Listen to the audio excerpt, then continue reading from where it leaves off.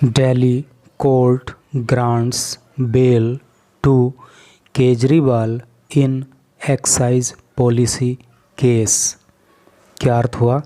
Delhi court, Delhi का court grants, grant का अर्थ होता है प्रदान करना, तो दिल्ली की कोर्ट प्रदान करती है बेल, बेल का अर्थ होता है जमानत, जमानत टू केजरीवाल, केजरीवाल को इन में एक्साइज पॉलिसी केस। देखो एक्साइज का मतलब होता है उत्पाद संबंधी शुल्क, उत्पाद शुल्क आप कह सकते हो, पॉलिसी का मतलब नीति और केस का मतलब मामला, अर्थात उत्पाद शुल्क नीति मामला। तो क्या टोटल का अर्थ हो रहा है कि दिल्ली की अदालत केजरीवाल को उत्पाद शुल्क नीति मामले में जमानत प्रदान करती है, जिसको आप सिंपली शराब घोटाला भी कह सकते हो। ठीक है, तो चलो पढ़ते हैं न्यूज़ को आगे। तो सारी जानकारी डिटेल में मिलेगी, इंग्लिश के भी कई सारे न्यू वर्ड्स आपको यहाँ सीखने के लिए मिलने वाले हैं। A Delhi court on Thursday granted, ये दिल्ली कोर्ट, दिल्ली की एक कोर्ट ने, दिल्ली की एक कोर्ट ने ऑन थर्सडे, थर्सडे को ग्रांटेड, ग्रांट का मतलब होता है प्रदान करना, और चूँकि पास्ट इंडेफिनिट टेंस का प्रयोग हुआ है इसलिए ग्रांट की सेकंड फॉर्म का यहाँ पे प्रयोग हुआ ग्रांटेड, क्योंकि ग्रांट की सेकंड फॉर्म और थर्ड फॉर्म ग्रांटेड ही होती है। तो दिल्ली के एक कोर्ट ने थर्सडे को प्रदान कर दी बेल, जमानत to Delhi chief minister, Delhi के चीफ मिनिस्टर मुख्यमंत्री अरविंद केजरीवाल को। हु जो वॉज थे अरेस्टेड, अरेस्ट का मतलब होता है गिरफ्तार करना, और यहाँ पर पास्ट इंडेफिनिट टेंस की पैसिव वॉइस का यूज हुआ है क्योंकि हेल्पिंग वर्ब वॉज आ गई है और उसके बाद मेन वर्ब की थर्ड फॉर्म आ गई है। जिनको गिरफ्तार कर लिया गया था इन मार्च, मार्च के महीने में by the enforcement directorate, enforcement directorate जिसको शॉर्ट में ईडी बोलते हैं, और हिंदी में इसका अर्थ होता है प्रवर्तन निदेशालय। तो प्रवर्तन निदेशालय के द्वारा अरविंद केजरीवाल को मार्च महीने में गिरफ्तार कर लिया गया था इन a money laundering case, in a money laundering case. देखिए मनी लॉन्ड्रिंग केस क्या होता है, मनी लॉन्ड्रिंग क्या होता है, मतलब मनी लॉन्ड्रिंग का मतलब जनरली जो समझा जाता है वो ब्लैक मनी को इकट्ठा कर लेने से समझा जाता है, लेकिन इसका डिटेल में जो मीनिंग होता है वो ये होता है कि पहले तो व्यक्ति गैर कानूनी तरीके से पैसा इकट्ठा करता है, अर्थात ब्लैक मनी इकट्ठा करता है, और उसके बाद उस ब्लैक मनी को वाइट करने की कोशिश करता है अलग अलग तरीके अपना करके। तो ये जो सारा प्रोसेस है मनी को होल्ड करना और फिर उस ब्लैक मनी को वाइट करना, ये सारा का सारा मामला मनी लॉन्ड्रिंग का कहलाता है। तो मनी लॉन्ड्रिंग के केस में ईडी के द्वारा मार्च महीने में अरविंद केजरीवाल को अरेस्ट कर लिया गया था, लिंक्ड टू, और ये मामला जुड़ा हुआ था द नाउ स्क्रैप्ड, नाउ का मतलब अब और स्क्रैप्ड का मतलब होता है समाप्त की हुई, जिसको अब समाप्त कर दिया गया है दिल्ली एक्साइज पॉलिसी, दिल्ली की जो एक्साइज पॉलिसी थी अर्थात दिल्ली की जो उत्पाद शुल्क नीति थी ऑफ 2021-2022, 2021-2022 की जो दिल्ली उत्पाद शुल्क नीति थी जो इस समय समाप्त कर दी गई है, तो उससे जुड़े हुए एक मनी लॉन्ड्रिंग के मामले में ईडी ने दिल्ली के मुख्यमंत्री अरविंद केजरीवाल को मार्च महीने में गिरफ्तार कर लिया था, और अब दिल्ली की एक कोर्ट ने थर्सडे को उन्हें जमानत प्रदान कर दी। ये इसका सेंस हुआ। तो चलो पढ़ें आगे।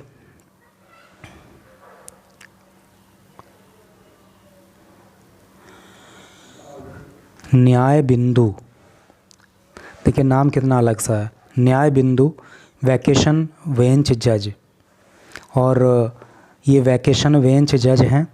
देखिए अब एक सवाल उठता है कि वैकेशन का मतलब छुट्टी से होता है ना, तो वैकेशन बेंच जज कौन होता है? देखिए जब जो है मुख्य न्यायाधीश के आदेश के तहत, ठीक है, अवकाश पर जो जज सुनवाई करता है उसको वैकेशन जज कहते हैं। तो न्याय बिंदु जो कि वैकेशन बेंच जज हैं of the Rouse Avenue court, Rouse Avenue court के passed the order. Pass the order का मतलब क्या होता है? आदेश जारी करना। तो उन्होंने आदेश जारी किया आफ्टर हियरिंग, हियरिंग सुनवाई के बाद मिस्टर केजरीवाल को एंड द ईडी और ईडी को एट लेंथ। लेंथ का मतलब क्या होता है? लंबाई। लंबाई पर सुनने के बाद क्या मतलब हो गया? डिटेल में सुनने के बाद। कहने का मतलब यह है कि जो न्याय बिंदु हैं, जो राउज एवेन्यू कोर्ट के वैकेशन बेंच जज हैं, तो उन्होंने एक आदेश जारी किया और ये आदेश जो जारी किया गया तो वो अरविंद केजरीवाल को डिटेल में सुनने के बाद और ईडी का तर्क भी डिटेल में सुनने के बाद तब उन्होंने ये आदेश जारी किया। देखिए, कुछ नेचुरल होता है, जैसे कि अभी ये न्याय बिंदु, न्याय से संबंधित इनका नाम है और ये न्याय करने वाले ही प्रोफेशन में आ गए। The bail order was dictated. ये जो बेल ऑर्डर है ना, बेल का मतलब जमानत, ऑर्डर का मतलब आदेश, अर्थात ये जो जमानत आदेश है वॉज डिक्टेटेड। डिक्टेट का मतलब क्या होता है? पारित करना, आदेश देना, सुनाना। तो ये पारित किया गया बाय द जज, जज के द्वारा, in open court, open court में, इन द इवनिंग, शाम के समय। तो ये जो जमानत का आदेश है ये जज के द्वारा खुले कोर्ट में शाम के समय पारित किया गया। वाइल, जबकि द डिटेल्ड, डिटेल्ड का मतलब होता है विस्तार से, रिटन कोर्ट ऑर्डर, जबकि जो विस्तार से कोर्ट का लिखित आदेश है वॉज अवेटेड, वो प्रतीक्षारत था। अवेटेड का मतलब होता है प्रतीक्षारत, जिसका इंतज़ार किया जा रहा हो, जो अभी नहीं प्राप्त हुआ हो, अभी नहीं आया हो और उसका इंतज़ार किया जा रहा हो, तो वो क्या कहलाता है? अवेटेड।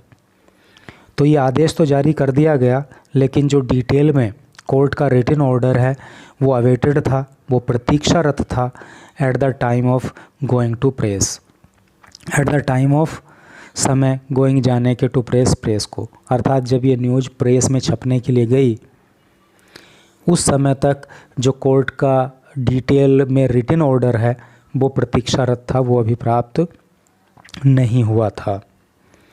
तो चलो पढ़ते हैं आगे।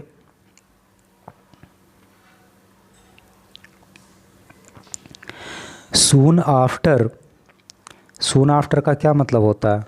सून का मतलब शीघ्र ही, आफ्टर का मतलब बाद में, अर्थात तुरंत बाद। द प्रोनाउंसमेंट, प्रोनाउंसमेंट का मतलब होता है घोषणा। तो घोषणा करने के शीघ्र बाद ऑफ द ऑर्डर, आदेश की, अर्थात जैसे ही आदेश की घोषणा की उसके तुरंत बाद द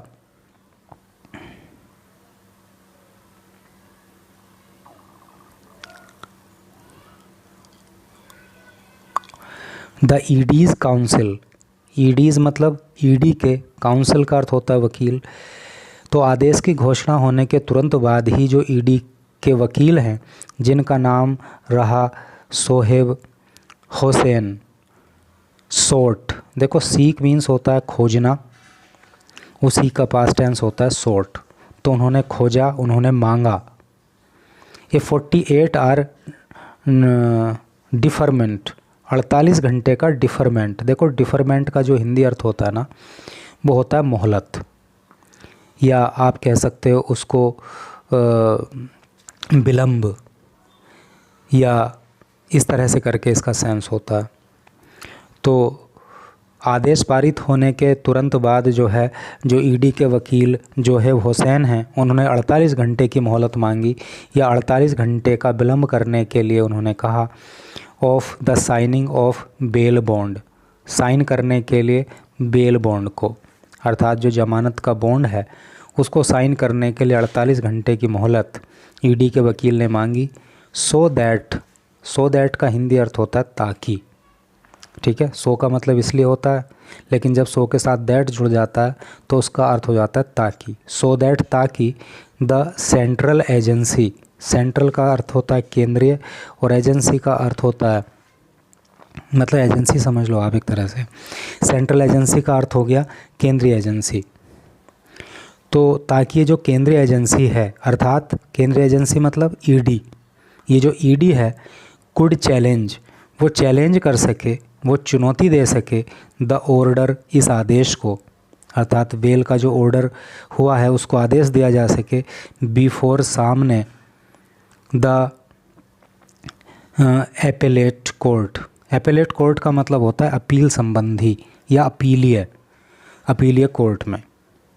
तो टोटल का सेंस तो क्लियर हो गया ना, कि जैसे ही आदेश जज ने पारित किया जमानत का, तो उसके तुरंत बाद ईडी के वकील ने 48 घंटे की मोहलत मांगी बॉन्ड को साइन करने के लिए, ताकि ये जो केंद्रीय एजेंसी है अर्थात जो ईडी है, वो इस जमानत के आदेश को जो अपीलीय कोर्ट है उसमें चैलेंज कर सके। आगे पढ़िए। His prayer was rejected. His, उनकी, अर्थात जो वकील ईडी का रहा, तो हिज प्रेयर, उनकी प्रेयर को, उनकी प्रार्थना को, वॉज रिजेक्टेड। देखिए यहाँ पे पैसिव वॉइस का प्रयोग है पास्ट इंडेफिनिट टेंस की, क्योंकि वॉज आ गया है और वर्ब की आ गई है थर्ड फॉर्म मेन वर्ब की। तो his prayer was rejected, reject का मतलब होता है खारिज करना।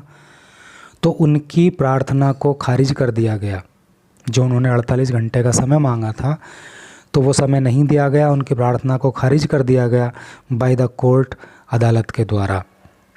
विच अनाउंस्ड, जिसने अनाउंस किया, अनाउंस का मतलब घोषणा करना, जिसने घोषणा की, दैट द बेल बॉन्ड, कि जो बेल बॉन्ड है, would be produced, would be होगा प्रोड्यूस्ड, प्रोड्यूस का मतलब होता है प्रोड्यूस का मतलब वैसे उत्पन्न करना होता है, लेकिन बेल बॉन्ड को उत्पन्न करना अर्थात उसको साइन करना, उसको प्रस्तुत करना, इस तरह से करके यहाँ पे सेंस रहेगा इसका। तो the bail bond would be produced, bail bond प्रस्तुत किया जाएगा बिफोर द ड्यूटी जज, ड्यूटी जज के, बिफोर का मतलब पहले भी होता है, बिफोर का मतलब सामने भी होता है। तो बिफोर द ड्यूटी जज, ड्यूटी जज के सामने, ऑन फ्राइडे, फ्राइडे को। तो क्या टोटल का इसका सेंस हो रहा है कि वकील की प्रार्थना को कोर्ट ने अस्वीकार कर दिया, उसको खारिज कर दिया, और ये घोषणा की कि जो बेल बॉन्ड है वो फ्राइडे को ड्यूटी जज के सामने प्रोड्यूस किया जाएगा। द दिल्ली चीफ मिनिस्टर, ये जो दिल्ली के मुख्यमंत्री हैं, ठीक है, वॉज अरेस्टेड, उनको गिरफ्तार किया गया था।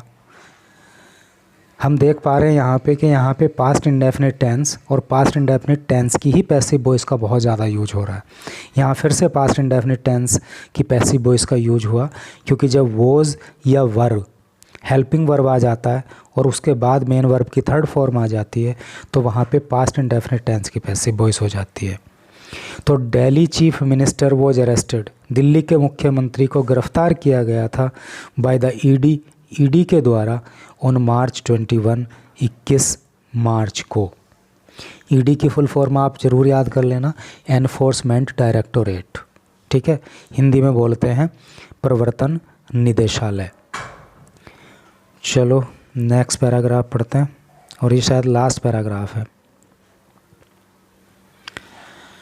अर्लियर दिस मंथ, अर्लियर पहले, दिस मंथ इस महीने के पहले, mister Kejriwal filed, mister Kejriwal ने फाइल किया था, अर्थात दर्ज किया था, 2 बेल एप्लीकेशंस, 2 बेल जमानत, एप्लीकेशंस मतलब प्रार्थना पत्र, याचिकाएं। तो पहले इस महीने के शुरुआत में केजरीवाल ने जो है 2 बेल एप्लीकेशन दर्ज की थी in the Rouse Avenue court. कहाँ पे? राउज एवेन्यू कोर्ट में। 1 सीकिंग 7 डेज़ बेल। अगर आपको याद हो तो हमने न्यूज़ भी पढ़ाई थी, और अगर आप टीवी पे भी देखते होंगे तो आपको पता होगा कि 2 जून तक जमानत मिली हुई थी अरविंद केजरीवाल को, और उसके बाद फिर से उनको जो है जेल जाना पड़ा था। तो तभी की बात है कि उन्होंने दो बेल प्ली जो है कोर्ट में, राउज एवेन्यू कोर्ट में लगाई थी। One seeking 7 days bail, one seeking एक में मांगी गई थी 7 डेज़, सीक का मतलब खोजना या मांगना होता है। वन सीकिंग एक बेल प्ली में तो मांगा गया था 7 डेज़ बेल, 7 दिन की जमानत। देखो एक चीज़ यहाँ पे मैं आपको थोड़ा सा इम्पोर्टेंट बताऊँ, जैसे यहाँ पे ये अपोस्ट्रोफी एस लगा है, ठीक है, डेज़, तो अपोस्ट्रोफी लगा है, साइन ऑफ अपोस्ट्रोफी, बाद में एस नहीं लिखा है। क्यों नहीं लिखा है? क्योंकि डेज़ में ऑलरेडी एस लगा हुआ है। तो जिस भी नाउन के लास्ट में एस आ जाता है तो वहाँ पे जब हमें अपोस्ट्रोफी एस लिखना होता है तो एस नहीं लिखते हैं, केवल साइन ऑफ अपोस्ट्रोफी लगा देते हैं तो काम चल जाता है, ठीक है। इस तरह से करके है। वन सीकिंग 7 डेज़ बेल, तो एक जमानत याचिका में तो 7 दिन की जमानत मांगी गई थी फॉर मेडिकल ट्रीटमेंट, मेडिकल इलाज के लिए, ठीक है। उन्होंने बोला था कि उनकी तबीयत ठीक नहीं है, उन्हें इलाज कराना है, इसलिए 7 दिन की ज़मानत उनको दी जाए। Which was denied on June 5, which was denied जिसको डिनाई कर दिया गया था, जिसको इनकार कर दिया गया था, ऑन जून 5 5 जून को, अर्थात इस वाली बेल प्ली को जिसमें 7 दिन का समय ट्रीटमेंट के लिए मांगा गया था, इसको जून 5 को खारिज कर दिया गया था।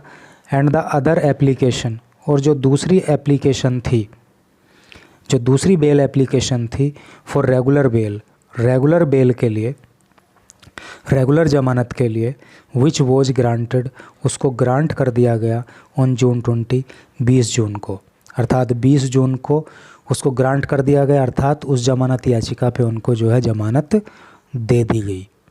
तो इस तरह से करके न्यूज़ ये थी।